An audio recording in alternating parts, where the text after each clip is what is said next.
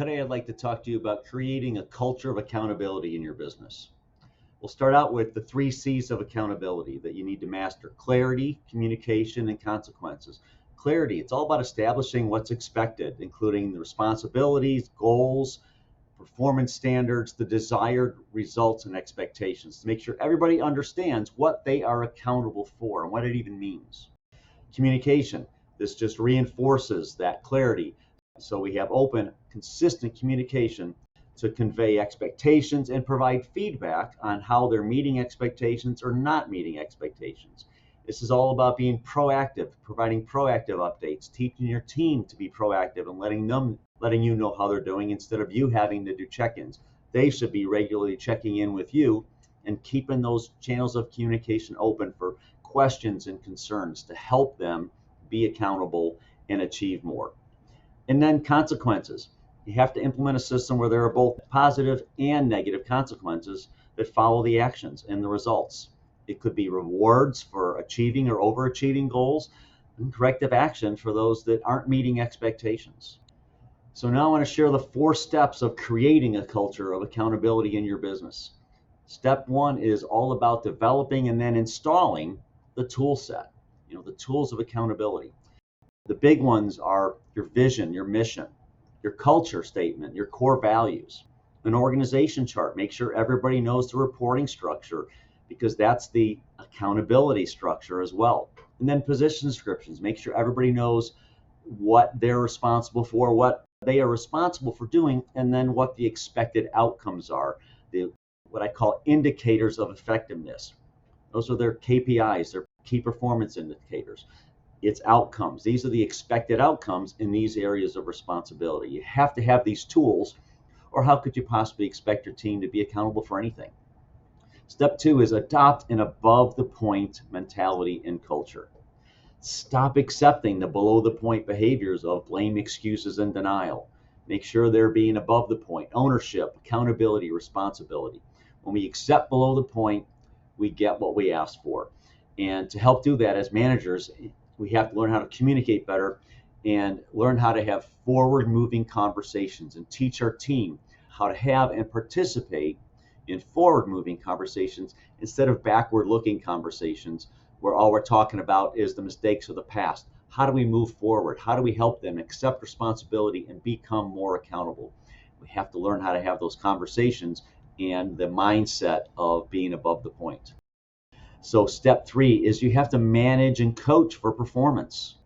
You are their manager. You manage for performance. You need to define, that starts with defining acceptable performance, whether it's KPIs or KAIs, key performance indicators, which are the results and outcomes you expect, and the key activity indicators, which are some of the inputs. So for example, a salesperson is expected to make 50 calls a day or visit 50 offices a week. So that's an activity. And then the KPI, the outcome, is 5 opportunities to bid on projects or 5 meetings or whatever their output is. So we have to define both sometimes the inputs and the outputs and set standards. You got to define that acceptable standard and performance. And then have regular performance discussions.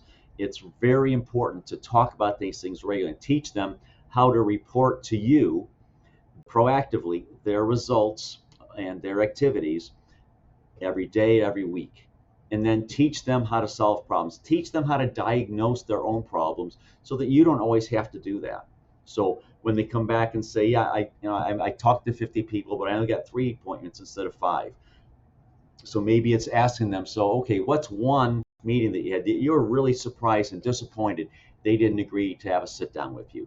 And you talk through that, right? Teach them how to diagnose their own challenges and find their own opportunities that will accelerate their learning and accelerate their performance. And then you have to be good at identifying and handling roadblocks and exceptions, right? Your employees will bring some up, and if they're working outside, others will bring it up. You have to yourself get really good at it, and then you have to teach your team members how to identify when there's a roadblock or exception and what to do with it. How do you want them to handle it? Talk about it every day. Make it a part of the routine conversations of being accountable and performing. Step 4 is do not tolerate employees who are not willing to be responsible and accountable, right? There has to be consequences. My rule of thumb is the first mistake they make is probably your fault. You just have to accept that you may not have explained it well enough. The training may not be clear enough. You might not have even made sure they understood it. You just told them stuff. Second time they make the same mistake, now is a joint fault. And you have to assume that maybe you still weren't as clear as you thought. And now the employee also has to start participating in and accepting some of the responsibility and accountability for not performing the task well or getting the right outcome. We don't get a third chance without their acceptance of at least some responsibility, up to 50%. The third time, it's their fault. You've given them 2 chances. Now it's their fault, and they need to own it. And you no longer problem solve. Now you're just their coach. You just ask questions, and you get them to. It's simple as, so what did we say about that last time this happened? So tell me what it is you're going to start doing differently from here on, so that we don't have to have this conversation again. But at this point, you have to help the employee choose to be 100% responsible and accountable for their failure to get results.